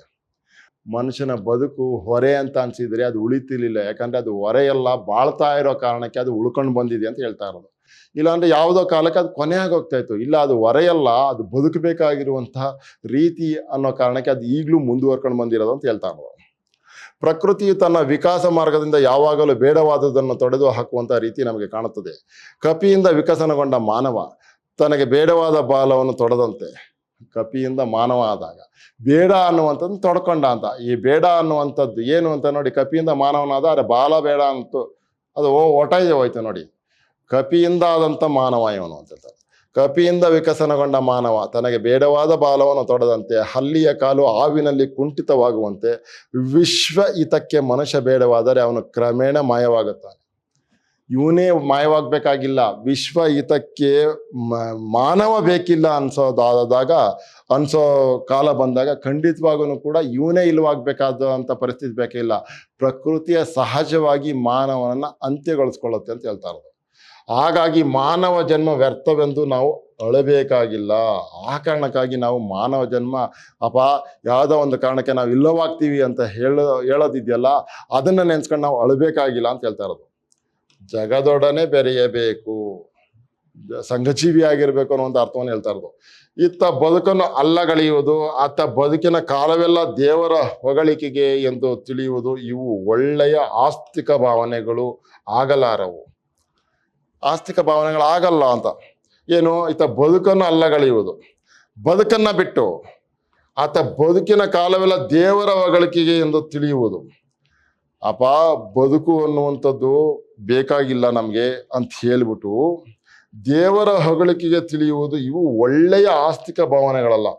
ಬದುಕನ್ನ ಸರಿಯಾಗಿ ಬದುಕಿದಾಗ ಅದು ಆಸ್ತಿಕ ಭಾವನೆ ಆಗುತ್ತೆ ಅಂತ ಹೇಳ್ತಾ ಇರೋದು. ಹಲವು ಧರ್ಮಗಳಲ್ಲಿ ಈ ಬಗೆಯ ಪಲ್ಲವಿಯನ್ನು ಕೇಳುತ್ತಿದ್ದೇವೆ. ಹಲವು ಧರ್ಮಗಳಲ್ಲಿ ಈ ಬಗೆಯ ಈ ರೀತಿಯ ವಿಚಾರಗಳನ್ನು ನಾವು ಕೇಳಿಸ್ಕೊತಾ ಇದ್ದೀವಿ ಅಂತ ಅಂದ್ಬಿಟ್ಟು ಹೇಳ್ತಾ ಇರೋದು. ಸೃಷ್ಟಿಕರ್ತನೊಬ್ಬನಿರುವನೆಂದೇ ತಿಳಿಯುವ, ಸೃಷ್ಟಿಕರ್ತನೊಬ್ಬ ಇದ್ದಾನೆ ಅಂತ ನಾವು ಭಾವಿಸ್ಕೊಳ್ಳೋಣ. ಅವನಿರುವುದಾದರೆ ಉಳಿದ ಜೀವಿಗಳ ಜೊತೆಯಲ್ಲಿ ಹುಟ್ಟಿದ ನಾವು ಕೇವಲ ಅವನನ್ನೇ ಪ್ರೀತಿಸಬೇಕೆಂದು ಬಯಸಿಯಾನೆ. ತುಂಬಾ ಸೊಗಸಾಗಿರುವಂತ ಮಾತು ಹೇಳ್ತಾ ಇದ್ದಾರೆ ನನಗೆ. ಅವನಿರುವುದಾದರೆ ಉಳಿದ ಜೀವಿಗಳ ಜೊತೆಯಲ್ಲಿ ಹುಟ್ಟಿದ ನಾವು ಕೇವಲ ಅವನನ್ನೇ ಪ್ರೀತಿಸಬೇಕೆಂದು ಬಯಸಿಯಾನೆ. ಸೃಷ್ಟಿಕರ್ತ ಅನ್ನೋನಿದ್ದಾನೆ, ಈಗ ಅವನು ನಮ್ಮನ್ನು ಹುಟ್ಟಿಸಿದ್ದಾನೆ, ಈಗ ನಮ್ಮ ಜೊತೆ ಬೇರೆಯವರಿದ್ದಾರೆ, ಅವ್ರುಗಳನ್ನೆಲ್ಲ ನಾವು ಪ್ರೀತಿಸೋ ಬದಲು ನಾನು ಹುಟ್ಟಿಸಿರೋ ಕಾರಣಕ್ಕೆ ನನ್ನನ್ನೇ ಪ್ರೀತಿಸಿ ಅಂತ ಅಂದ್ಬಿಟ್ಟು ಅವನು ಬಯಸ್ತಾನ ಭಗವಂತ? ಇಲ್ಲ. ಉಳಿದೆಲ್ಲ ಜಗತ್ತು ಹೇಸಿಕೆ ಎಂದು ಜಿಗುಪ್ಸೆ ಪಟ್ಟರೆ ಯಾರ ಕೃತಿಗಾಗಿ ಜಿಗುಪ್ಸೆಗೊಂಡಂತಾಯಿತು? ಅತ್ಯಂತ ಮಕ್ಕಳನ್ನು ಪಡೆದ ತಾಯಿಯೋ ತಂದೆಯೋ ತನ್ನ ಒಂದು ಕೂಸು ಉಳಿದ ಮಕ್ಕಳೊಡನೆ ಸೇರಿ ಆಟವಾಡುವುದನ್ನು ಕಂಡು ಕುಪಿತರಾದಾರೆ. ಇಲ್ಲ ಅಲ್ವಾ? ನೋಡಿ, ಎಷ್ಟು ಸರಳವಾದಂಥ ಉದಾಹರಣೆಯನ್ನು ಕೊಟ್ಟು ದೇವರನ್ನ ಇಂಟೆನ್ಷನ್ ಅರ್ಥ ಮಾಡಿಸ್ತಾ ಇದ್ದಾರೆ ಅಂತ. ದೇವರು ಅಸೂಯಾಪರನೇ, ಅಸೂಯಾಪರನ ಅವನು, ಸ್ವಾರ್ಥಿಯೇ, ಹೊಗಳ್ತಬಾಕನೆ. ಮಗು ತನ್ನ ಅಣ್ಣ ತಮ್ಮಂದಿರೊಡನೆ ಬೆರೆಯದೆ, ಒಡನಾಡಿಗಳ ಜೊತೆ ಸೇರದೆ, ಹೊಸ್ತಿಲ ಮೇಲೆ ಕುಳಿತು ಅಮ್ಮ ಅಮ್ಮ ಎಂದು ಹತ್ತುದಾದರೆ ತಾಯಿಗೆ ಹಿತವೆನಿಸೀತೆ. ಬೇರೆ ಮಕ್ಕಳ ಜೊತೆ ತನ್ನ ಮಗನು ಕೂಡ ಲವಲವಿಕೆಯಿಂದ ಖುಷಿಯಾಗಿ ಆಡಿದ್ರೆ ತಾನೇ ತಾಯಿ ಅದನ್ನ ನೋಡಿ ಸಂತೋಷ ಪಡ್ತಾಳೆ. ಅದನ್ನ ಬಿಟ್ಟು ಹೊಸ್ಲ ಮೇಲೆ ಕೂತ್ಕೊಂಡು ಅಮ್ಮ ಅಮ್ಮ ಅಂತ ಕೇಳಿದ್ರೆ ಆ ತಾಯಿ ಖುಷಿ ಆಗತ್ತಾ? ಇಲ್ಲ. ಈ ಮಗುವಿಗೆ ಏನೋ ಕಾಯಿಲೆ ಇದೆ ಎಂದು ತಿಳಿಬೇಕು. ಎಷ್ಟು ಸೊಗಸಾಗಿ ಈ ಉದಾಹರಣೆಗಳನ್ನು ಕೊಟ್ಟು ನಮ್ಗೆ ಈ ತರದೊಂದು ಗಹನವಾದಂತ ವಿಚಾರವನ್ನು ಅರ್ಥ ಮಾಡಿಸ್ತಾರೆ ಕಾರಂತರು ನೋಡಿ. ಅತಿಯಾಗಿ ತಾಯಿಯನ್ನು ಹಂಬಲಿಸುವ ಮಗುವನ್ನು ಕಂಡು ಸಾಮಾನ್ಯ ತಾಯಿಯಂದಿರು ಇದಕ್ಕೇನು ಸಂಕಟ, ತಣ್ಣಗೆ ಅಣ್ಣ ತಮ್ಮಂದಿರೊಡನೆ ಆಟವಾಡಬಾರದೆ ಎನ್ನಬಹುದು. ತನ್ನ ಮಕ್ಕಳೆಲ್ಲರೂ ಗಳಿಗೆಗಳಿಗೆಗೂ ತನ್ನತ್ತ ಮೋರೆ ಮಾಡಿ ಕೂಗುತ್ತಿರಲಿ ಎಂಬ ದೇವರು ಸಹ ಆರೋಗ್ಯವಂತ ದೇವನೆನಿಸಲಾರ. ಎಷ್ಟು ಸೊಗಸಾಗಿದೆ ನೋಡಿ ಇದನ್ನ ಹೇಳ್ತಾ ಇರೋದು. ಯಾವಾಗ್ಲೂ ಜಪ ತಪ ಹೋಮ ಅವನ ಅಂತ ಅನ್ಕೊಂಡು ಮಾಡ್ಕೊಂಡು ಕೂತಿರ್ತೀವಲ್ಲ, ಅದು ಪರಮ ಅವಿವೇಕ. ಹುಟ್ಟಿಸಿದ ದೇವರು ನಿಜವಾಗ್ಲೂ ಸೃಷ್ಟಿಕರ್ತ ಇದ್ದಾನೆ ಅಂತ ನಾವು ಒಪ್ಕೊಳ್ಳೋದಾದ್ರೆ, ಆ ದೇವರು ಸಹ ನೋಡಿ ಯಾವಾಗ್ಲೂ ನಾನು ಹುಟ್ಟಿಸಿದಂತ ಮಕ್ಕಳೆಲ್ಲರೂ ಕೂಡ ನನ್ನ ಕಡೆ ಯಾವಾಗ್ಲೂ ತಿರ್ಕೊಂಡು ದೇವರೇ ದೇವರೇ ಅಂತ ಅಂದ್ಬಿಟ್ಟು ಕೂಗ್ತಾ ಇಲ್ಲಿ ಅಂತ ಹೇಳುವಂತ ದೇವರಿದ್ರೆ ಆ ದೇವರು ಆರೋಗ್ಯವಂತ ದೇವರಾಗಿರಕ್ ಸಾಧ್ಯ ಇಲ್ಲ ಅಂತ ಅಂದ್ಬಿಟ್ಟು ಹೇಳ್ತಾ ಇರೋದು. ದೇವರನ್ನು ಕಲ್ಪಿಸುವಾತ ಇನ್ನಷ್ಟು ಉದಾರನಾದ ವಿಶಾಲವಾದ ದೇವರನ್ನು ಕಲ್ಪಿಸಬೇಕು. ಹೆಂಗೂ ನಾವು ಅನ್ಕತೀವಿ, ಗೊತ್ತಾಯ್ತಾ? ಆ ಕಲ್ಪಿಸುವಾತ ವಿಶಾಲವಾದ ಉದಾರವಾದ ದೇವರನ್ನು ಕಲ್ಪಿಸಬೇಕು. ಆ ಕಾರಣಕ್ಕೆ ಇವರು ಹೇಳಿರೋದು ನಮ್ಮ ಅಳತೆಯ ಮೀರಲಾಗದ ದೇವರು ಅಂತ. ಹುಟ್ಟಿದ ಕಲ್ಪಿಸುವ ಕೂಸು ತನ್ನ ಒಡನಾಡಿಗಳನ್ನು ಬೆರೆತು ನಲಿಯುವುದರಿಂದ ತಾಯಿ ತಂದೆಗಳು ಸಂತೋಷ ಪಡುವಂತೆ ಹುಟ್ಟಿದ ವ್ಯಕ್ತಿ ಬಾಳಿನಲ್ಲಿ ಬೆರೆತು ಜೀವನದ ಆಟವನ್ನು ರಸವತ್ತವಾಗಿ ಆಡುವುದಕ್ಕಿಂತ ಹೆಚ್ಚಿನ ಬಯಕೆ ದೇವರಿಗಿರಲಾರದು. ದೇವರು ನನ್ನನ್ನು ಸ್ತುತಿಸ್ಲಿ ಅಂತಲೋ ನನಗೆ ಪೂಜೆ ಮಾಡ್ಲಿ ಅಂತಾನೋ ಇರಲ್ಲ. ನೋಡಿ ಎಷ್ಟು ಚೆನ್ನಾಗಿ ಹೇಳ್ತಾ ಇದ್ದಾರೆ ಅಂತನ್ಬಿಟ್ಟು, ಹುಟ್ಟಿದ ವ್ಯಕ್ತಿ ಬಾಳಿನಲ್ಲಿ ಬೆರೆತು ಜೀವನದ ಆಟವನ್ನು ರಸವತ್ತಾಗಿ ಆಡುವುದಕ್ಕಿಂತ ಹೆಚ್ಚಿನ ಬಯಕೆ ದೇವರಿಗಿರಲಾರದು. ಅದು ಬಹಳ ಮುಖ್ಯವಾದಂತ ಮಾತು ನೋಡಿ. ಪ್ರೀತಿ ಭೀತಿ ಬಹಳ ಸೊಗಸಾಗಿರುವಂತ ವಿಚಾರವನ್ನು ಹೇಳ್ತಾ ಇದ್ದಾರೆ. ವಿಶ್ವದ ವ್ಯಾಪಾರವನ್ನು ತಿಳಿಯುವುದು ದೊಡ್ಡ ಕೆಲಸ. ಚೆನ್ನಾಗಿ ಬದುಕಿ ತನ್ನ ಜೀವನದ ಸುತ್ತೂ ಬರುವ ಇತರ ಜೀವನಗಳನ್ನು ಚೆನ್ನಾಗಿ ತಿಳಿದು ಅವುಗಳೊಡನೆ ಹಿತವಾಗಿ ತನ್ನ ವ್ಯವಹಾರವನ್ನು ಇರಿಸಿಕೊಳ್ಳುವುದು ಕಡಿಮೆ ಕೆಲಸವೇನು? ಇದು ಬಹಳ ಮುಖ್ಯ.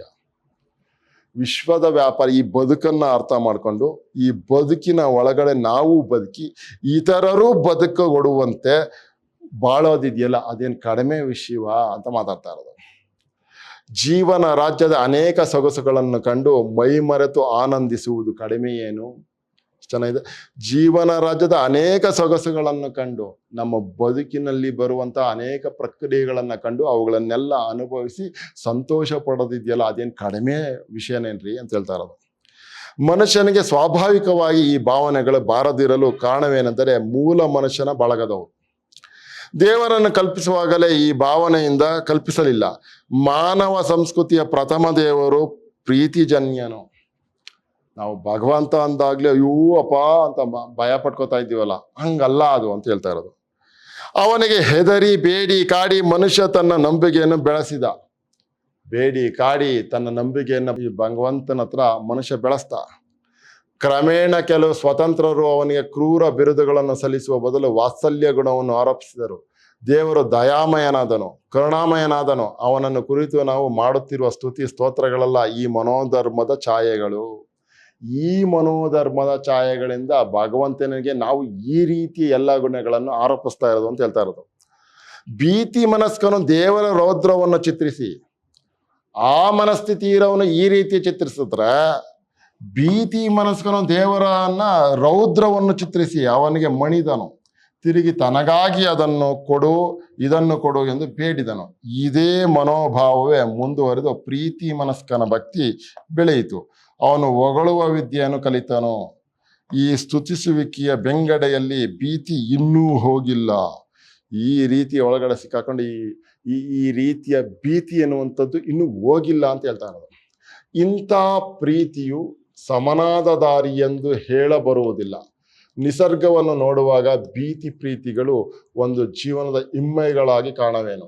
ಹಸುವನ್ನು ಕೊಂದು ತನ್ನ ಮರಿಗಳನ್ನು ಪೋಷಿಸುವ ತಾಯಿ ಹುಲಿಯ ಪ್ರೀತಿ ಕಡಿಮೆಯೇ ಹೆಚ್ಚೆ. ಇಷ್ಟು ಸೊಗಸಾಗಿರುವಂತ ವಿಚಾರವನ್ನು ಹೇಳ್ತಾ ಇದ್ದಾರೆ ನೋಡಿ. ಅಷ್ಟು ಸುಲಭವಾಗಿ ಇದಕ್ಕೆ ಉತ್ತರ ಹೇಳ್ಬಿಡಕ್ಕಾಗತ್ತಾ? ಆಯ್ತಾ? ತನ್ನ ಮರಿಗಳನ್ನ ಸಲಹೋದಕ್ಕೋಸ್ಕರ ಒಂದು ಹುಲಿ ಒಂದು ಹಸುವನ್ನ ಕೊಂದರೆ, ತನ್ನ ಮರಿಗಳನ್ನ ಸಲಹೋದಕ್ಕೋಸ್ಕರ ತಾಯಿ ಹುಲಿ ಹಸುವನ್ನ ಕೊಂದರೆ ಅದು ತಪ್ಪೇ ಸರಿಯೇ? ಇಲ್ಲಿ ಉತ್ತರ ನೋಡಿ ಎಷ್ಟು ಚೆನ್ನಾಗಿದೆ. ಬದುಕಿನ ಬೆಲೆಯನ್ನು ವಿಮರ್ಶಿಸುವ ಬುದ್ಧಿಯು ಪ್ರೀತಿ ಭೀತಿಗಳೆರಡರ ಯೋಗ್ಯ ತೂಕವನ್ನು ಮಾಡಲು ಕಲಿಯಬೇಕಾದೀತು. ಇದು ಬಹಳ ಮುಖ್ಯ. ಈ ಯೋಗ್ಯ ತೂಕ ಮಾಡೋದು, ವಿವೇಚನೆ ಮಾಡೋದು, ವಿಮರ್ಶೆ ಮಾಡೋದು ಇದೆಯಲ್ಲ, ಅದನ್ನ ನಾವು ಕಲಿಬೇಕಾಗಿರೋದು ಬಹಳ ಮುಖ್ಯ. ಆಗ ಜೀವನದ ಸುಖ ದುಃಖಗಳನ್ನು ಅರಿಯುವ ಶಕ್ತಿ ನಮಗೆ ದೊರಕೀತು. ಯಾವುದು ಸರಿ, ಯಾವುದು ತಪ್ಪು, ಯಾವುದು ಬೇಕು, ಯಾವುದು ಬೇಡ ಅನ್ನುವಂಥದ್ರ ಸರಿಯಾದ ತುಲನೆಯಿಂದ ಮಾತ್ರ ಬದುಕು ಸಹ್ಯವಾಗಿರುತ್ತದೆ. ಅದು ಬಹಳ ಮುಖ್ಯ. ಆಗ ಜೀವನದ ಸುಖ ದುಃಖಗಳನ್ನು ಅರಿಯುವ ಶಕ್ತಿ ನಮಗೆ ದೊರಕೀತು ಅಂತ ಅಂದ್ಬಿಟ್ಟು ಶಿವರಾಮ ಕಾರಂತರು ಹೇಳ್ತಾ ಇರೋದು. ಪ್ರಿಯ ವಿದ್ಯಾರ್ಥಿಗಳೇ, ಇಲ್ಲಿಗೆ ಈ ಗದ್ಯ ಭಾಗ ಮುಕ್ತಾಯ ಆಗುತ್ತೆ. ಬಹಳ ಸೊಗಸಾಗಿದೆ. ಏನೋ ಎಷ್ಟು ಸೊಗಸಾಗಿದೆ ನೋಡಿ. ಈ ಥರದ್ದು ಬಾಳ್ವೆ ಇರುವುದು ಬದುಕಿ ಇದನ್ನು ಬಾಳುವುದಕ್ಕೋಗಿ ನಿರಾಕರಣೆಗಲ್ಲ ಅನ್ನೋದಿದೆಯಲ್ಲ. ಬಾಳನ್ನು ಬದುಕಬೇಕು, ಬದುಕನ್ನು ಬದುಕಲೇಬೇಕಾಗಿರೋದು ನಾವು. ಅದನ್ನ ನಿರಾಕರಣೆ ಮಾಡೋದಕ್ಕಲ್ಲ ಅಲ್ವಾ. ಬದುಕನ್ನ ಬದುಕೋದಕ್ಕೆ ಇರೋದು. ಪಲಾಯನವಾದಿಗಳಿಗೆ, ಆತ್ಮಹತ್ಯೆ ಮಾಡ್ಕೊಳ್ಳೋದಕ್ಕೆ, ಯಾವುದೋ ಒಂದು ಸಣ್ಣ ತಪ್ಪಾಗೋದ್ರೂ ಕೂಡ ಅದಕ್ಕೋಸ್ಕರ ಕುಸ್ತೋಗ್ಬಿಡೋದು, ಆತ್ಮಹತ್ಯೆ ಮಾಡ್ಕೊಂಡ್ಬಿಡ್ಬೋದು, ಅಥವಾ ಇನ್ಯಾವುದೋ ಕೆಟ್ಟ ಕೆಲಸಗಳನ್ನ ಮಾಡ್ಬಿಡೋದು, ಇಲ್ಲವಾಗಿಸ್ಕೊಳ್ಳೋದು, ಇವೆಲ್ಲ ಇದೆಯಲ್ಲ, ಈ ಅವಿವೇಕಗಳಿಂದ ಈಗಿನ ಕಾಲದ ಮಕ್ಕಳು ಮುಕ್ತರಾಗಬೇಕು ಅನ್ನುವಂಥ ಉದ್ದೇಶದಿಂದ ಇದು ನಮ್ಮ ಮೈಸೂರು ವಿಶ್ವವಿದ್ಯಾನಿಲಯದ ಕನ್ನಡ ವಿಭಾಗದವರು ಈ ರೀತಿಯ ವೈಚಾರಿಕ ಲೇಖನಗಳನ್ನು ಮಕ್ಕಳಿಗಿಟ್ಟಿರೋದು. ಅದರ ಮೂಲಕ ಅವರು ಈ ರೀತಿಯ ಬದುಕನ್ನು ಕಟ್ಟಿಕೊಳ್ಳಲು ಅನುವಾಗಲಿ ಎನ್ನುವಂಥ ಕಾರಣಕ್ಕೆ ಈ ರೀತಿಯ ಸಾರ್ಥಕತೆಯನ್ನು ಅವರು ಮೆರೀತಾ ಇರೋದು. ಶಿವರಾಮ ಕಾರಂತರು ಈ ಥರದ ವಿಚಾರಗಳನ್ನು ಹೇಳುವುದರಲ್ಲಿ ನಿಸ್ಸೀಮರು. ಆಯ್ತಾ. ಇದು ನಮ್ಮಳತೆಯನ್ನು ಮೀರಲಾಗದ ದೇವರು ಅನ್ನುವಂಥ ಇವರ ಲೇಖನ ಇದೆಯಲ್ಲ, ಅದನ್ನು ಇನ್ನೂ ತುಂಬಾ ಚೆನ್ನಾಗಿದೆ. ಆ ಥರದ ಲೇಖನಗಳನ್ನು ನೀವು ಹೆಚ್ಚುವರಿಯಾಗಿ ಓದ್ಕೊಳ್ಬೇಕು. ಬಾಳ್ವೆಯ ಬೆಳಕು ಅನ್ನುವಂಥ ಕೃತಿ ಒಳಗಡೆಯಿಂದ ಇದನ್ನು ಆರಿಸ್ಕೊಂಡಿರೋದು. ಬಾಳ್ವೆಯ ಬೆಳಕು, ಬಾಳು ಅನ್ನುವಂಥದ್ದು ಬೆಳಕು, ನಮಗೆ ಜ್ಞಾನವನ್ನ ಕೊಡುತ್ತೆ ಅಂತ ಹೇಳ್ತಾ ಇರೋದು.